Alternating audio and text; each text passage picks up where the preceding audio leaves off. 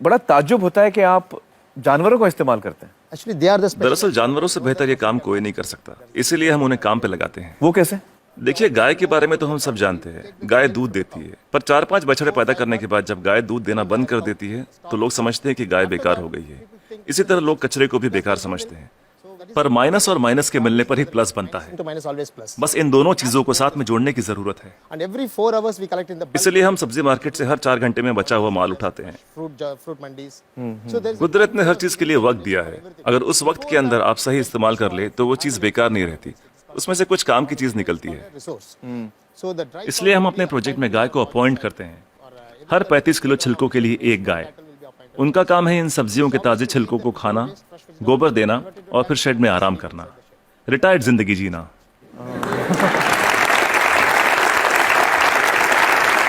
within 8 hours time, सिर्फ 8 घंटे में सारा कचरा घट के गोबर के रूप में 1/4 हो जाता है, the entire waste. और इस गोबर में काफी मात्रा में ईंधन वाली मीथेन गैस Once होती the है। dung comes out, हम तुरंत गोबर को बायोडाइजेस्टर में डाल देते हैं, इसमें से मीथेन गैस निकल जाती है और हमें बिना मीथेन के गोबर का एक घोल मिलता है। methane free cow dung slurry will come out.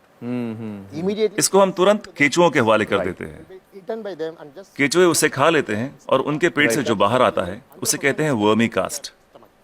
that's called vermicast. ये दुनिया की सबसे बेहतरीन खाद होती है। दुनिया की सबसे बेहतरीन खाद। इसे ब्लैक गोल्ड या काला सोना भी कहा जाता है। It can be directly खेती के लिए बहुत अच्छा है।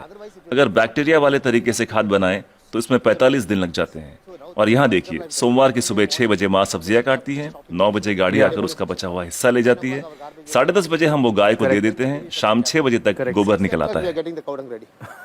Put in the बायोडाइजेस्टर में गोबर से मीथेन निकाल ली जाती है और उसका घोल बचता है, उसे केचुए खा लेते हैं और तीसरे दिन सुबह तक यानी 72 घंटों से भी कम समय में ब्लैक गोल्ड मिल जाता है। खाद बनाने का ये दुनिया का सबसे तेज तरीका है, कोई मशीनें काम नहीं कर पाएगी, वो भी बिजली का इस्तेमाल किए बिना।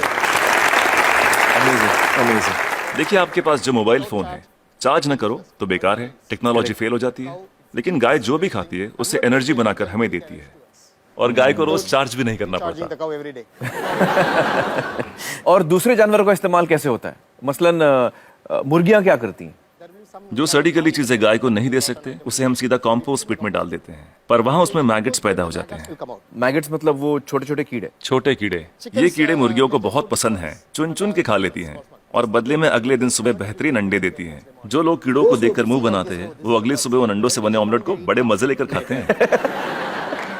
No technology can do this. कोई टेक्नोलॉजी, कोई मशीन ये नहीं कर पाएगी। No machine in the world. दुनिया में ऐसी कोई मशीन नहीं बनी जो कीड़े खाए और अंडे दे।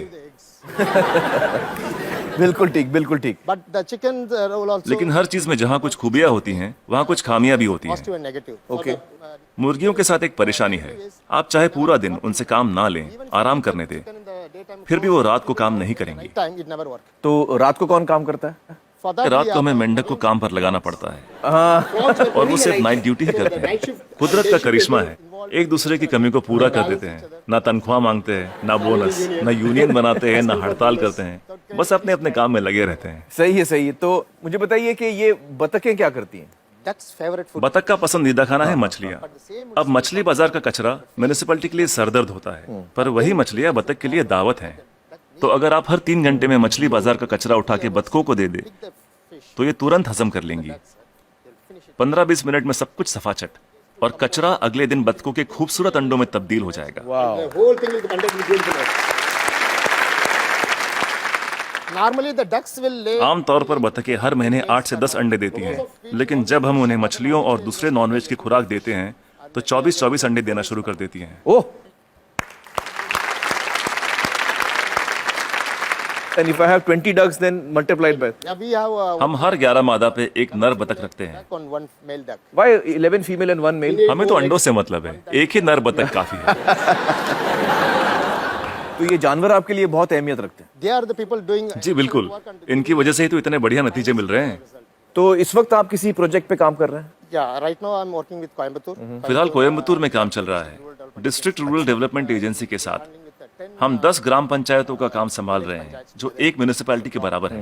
It's equal to one municipality. एक गांव में तो मैं समझ सकता हूं कि ये हो सकता है, क्योंकि वहां पर छोटे पैमाने पे करना है, लेकिन अगर बड़े पैमाने पे करना है, जैसे किसी शहर में करना है, आपका जो तरीका है, ये मुमकिन है? बड़ी म्यूनिसिपैलिटियों की दिक्कत यह है कि शहरों में जगह कम होती है, पर हमें कचरे को 100 किलोमीटर दूर ले जाने की जरूरत नहीं। ये काम हर वार्ड में होना चाहिए, इसलिए डिसेंट्रलाइज मेथड अपनाना बहुत जरूरी है। छोटे छोटे स्तर पर करना चाहिए। Decentralize method. लोग हजारों टन कचरे से एक साथ निपटना चाहते हैं, पर ये सोच ही गलत है। अगर मैं आपको एक बड़ा कटहल दूं, तो आप उसे एक साथ एक बार में खा सकते हैं, लेकिन अगर उसके छोटे छोटे टुकड़े कर दें, तब खाना आसान हो जाएगा। इसलिए हर 2 किलोमीटर की रेडियस पे SLRM सेंटर होने चाहिए। SLRM सेंटर क्या होता है? Solid and liquid resource management centre. तो हर 2 किलोमीटर पे ये सेंटर होना चाहिए। जी, डिसेंट्रलाइजेशन एक कामयाब तरीका है। साथ ही कचरे को अलग अलग इकट्ठा करना भी बेहद जरूरी है। मिसाल के तौर पर सलून में से सिर्फ 6 तरीके का कचरा निकलता है। वो क्या है? महिलाओं के बाल, पुरुषों के बाल, ब्लेड, क्रीम लगे हुए पेपर या टिश्यू, आफ्टर शेव, कॉस्मेटिक्स वगैरह के डिब्बे और कुछ बचा हुआ खाना और फूल वगैरह। some flowers, other things. So we don't. हम नहीं चाहते कि ये चीजें बाकी का कचरा ले जा रहे ट्रक में मिलाई जाए। So one way इसके लिए अलग गाड़ी होनी चाहिए। saloon. जैसे मुंबई में करीब 2000 सलून्स होंगे, 2000 saloons. एक गाड़ी सब जगह घूम के ले लेगी। हर इलाके के लिए एक छोटी गाड़ी। हाँ, अलग अलग एरिया के लिए अलग अलग गाड़ियां होंगी। हाँ। जी, सिर्फ सलून के लिए। दिन खत्म होने से पहले सब बिक जाएगा। Highest, the value आज की तारीख में दुनिया का सबसे कीमती कचरा है महिलाओं के बाल। 2500 रुपए प्रति किलो। वाह वाह। तो दिन भर का जो कचरा है, दिन खत्म होते होते वो इस्तेमाल भी हो जाएगा। अलग अलग इकट्ठा करें तो राज ये है, तरकीब ये है कि शुरुआत से ही मिक्स मत करो। जी, अलग अलग इकट्ठा करो और अलग अलग ही लेकर जाओ। तो आपके पास इसका पूरा प्लान है, मास्टर प्लान है? बिल्कुल है। वाह वाह। That's- तो मुझे बताइए कि ये जो आपका मॉडल है, इसमें खर्चा कितना आता है? See, this is totally self-sustainable. देखिए, ये मॉडल अपना खर्च खुद निकाल लेता है। Experience, I'm telling you. मैं अपने तजुर्बे से कह सकता हूँ कि आपके घर के हर रोज के कचरे से 3 रुपए वसूले जा सकते हैं। Garbage. मतलब आप अगर मेरा कचरा लेंगे तो आप मुझे 3 रुपए देंगे? उसे 3 रुपयों में बदल सकता हूँ 3 रुपए में तब्दील कर देंगे, बदल देंगे। और कचरा उठाने का कोई भी चार्ज लिए बिना। तो मुझे बताइए कि अगर मुंबई जैसे शहर की जिम्मेदारी आपको दी जाए कि इसको आप साफ कर दीजिए, तो आपको कितना समय लगेगा, कितना वक्त लगेगा आपको? कम से कम 18 महीने। मतलब 1.5 साल। तो मतलब 1.5 साल में आप मुंबई की काया पलट कर सकते हैं। Yes. Ji, it's possible. बिल्कुल कर सकते हैं। बहुत बहुत शुक्रिया श्रीनिवासन जी, बहुत ही कमाल के सुझाव आपने दिए हैं। बहुत बहुत शुक्रिया, थैंक यू।